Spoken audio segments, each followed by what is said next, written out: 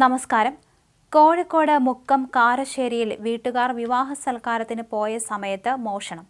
വീടിന്റെ ഓടിളക്കി അകത്തുകടന്ന മോഷ്ടാവ് 25 പവനോളം സ്വർണം കവർന്നു. വീട്ടുകാർ വിവാഹ സൽക്കാരത്തിന് പോയപ്പോഴാണ് സംഭവം. കാരശ്ശേരി കുമാരനെല്ലൂർ കൂടങ്ങര മുക്കിലെ ഷറീനയുടെ ഓടിട്ട വീട്ടിലാണ് മോഷണം നടന്നത്. ഇന്നലെ രാത്രി 8 മണിക്കും 10 മണിക്കും ഇടയിലായിരുന്നു സംഭവം.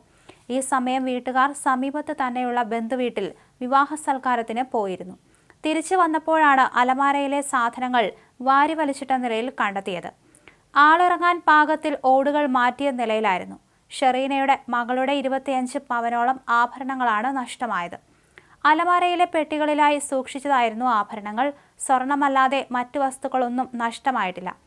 ബന്ധുക്കളിൽ ഒരാളെയാണ് വീട്ടുകാർക്ക് സംശയം. ഇയാളുടെ പേരുൾപ്പെടെയാണ് മുക്കം പോലീസിൽ പരാതി നൽകിയത്.